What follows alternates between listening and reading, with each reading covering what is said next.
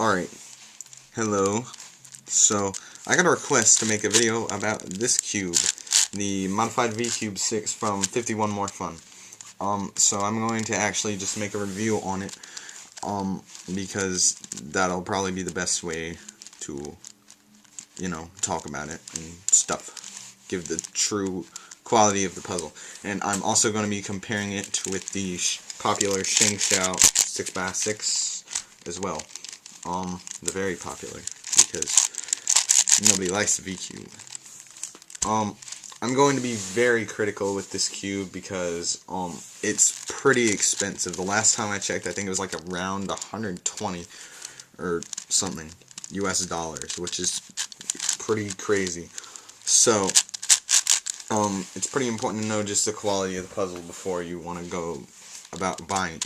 So, going to be pretty critical, as I've said.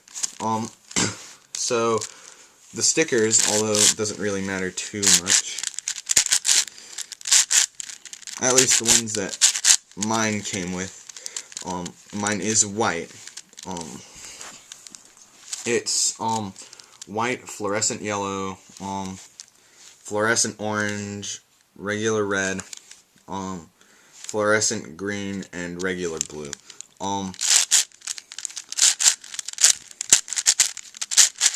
So basically, it's pretty much CubeSmith half-brights. They do contrast really well, but they're not my favorite shades, personally. I would prefer to have something more like, this, with the fluorescent red and bright orange and the bright blue color and stuff. This isn't a very bright blue, but anyway. With that said, the sticker shade is still pretty nice. It does come with a logo, but mine has kind of worn off. Mine peeled off, so it still kind of has the ink showing a little bit right there. But anyway, so as for the size and weight and stuff, just a V-Cube 6, nothing really special about it there. But I'm going to get into actual details about how it turns and stuff, because that's kind of the important part about this. So the turning for a V-Cube 6 is incredible.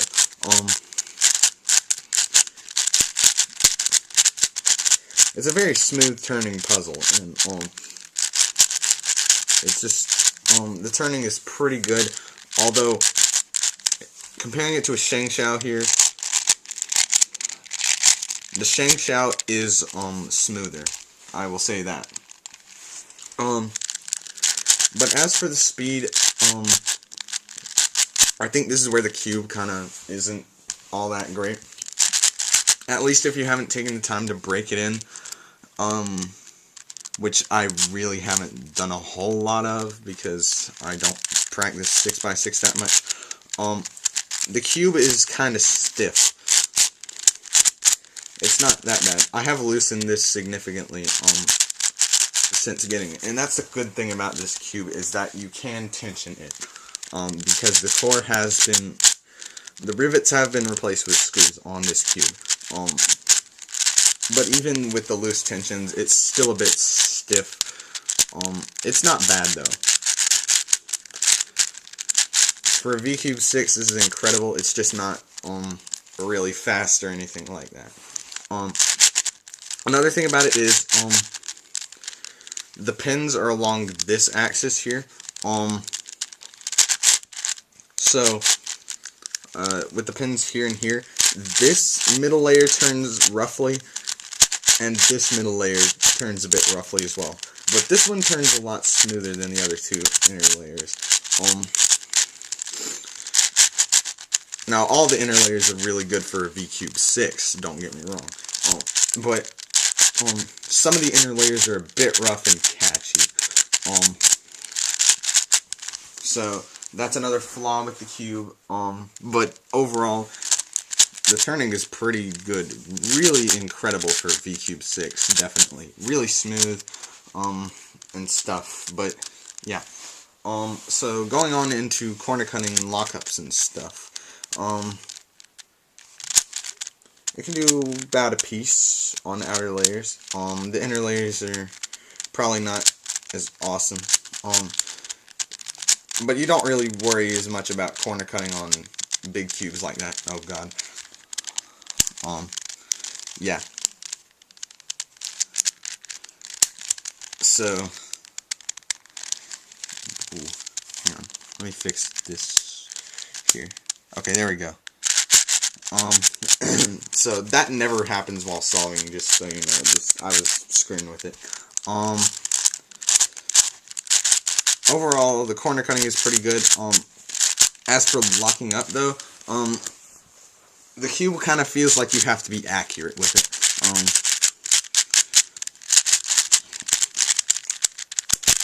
If your turns aren't really precise, then you're gonna get some lockups. This cube is not the most tolerant, and you can undershoot with it as well because it's kind of stiff. So it tends to just kind of catch, I think, because of the pins and stuff. Another thing is you cannot tension the two sides that have the pins, and this is a bit frustrating because it causes the cube to four of the sides feel better than the other two if you adjust the tensions. So that's another thing to consider. But overall, it's way less locky than a normal V-Cube. It doesn't miss a line like a standard V-Cube 6 because of the pins. It's really nice in that aspect. Comparing it to a Shangshaft 6x6, I'd say the speed is about the same. The Shangshaft 6x6 is a little bit smoother. It's smooth in this weird plasticky way, though. I don't really like the feeling of this as much as the V-Cube. Yeah, the Shangshaft is pretty stiff too. But it is nice as well. I don't really use this much more. Going on to pops here.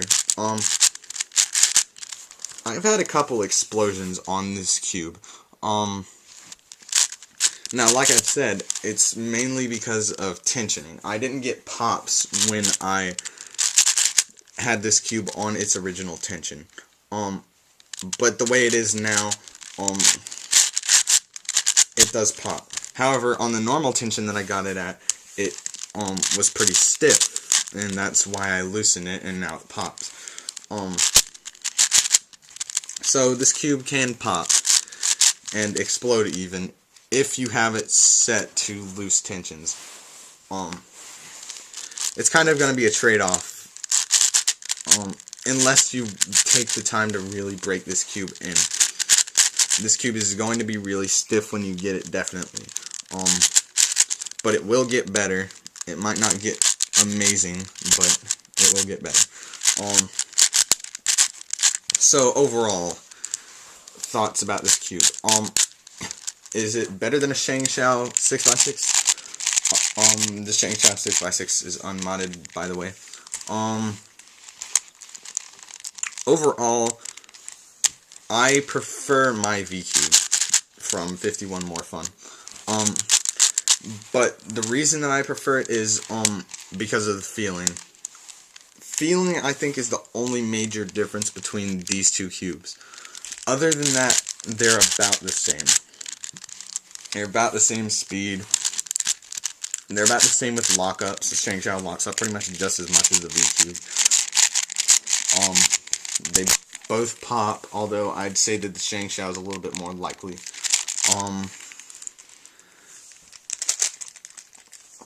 Overall, it's just feel. It's whether or not you like the V-Cube feel, the kind of crispy kind of feeling of the V-Cube, or if you like the smooth feel of the Shangshaft. And personally, I lean more towards the V-Cube.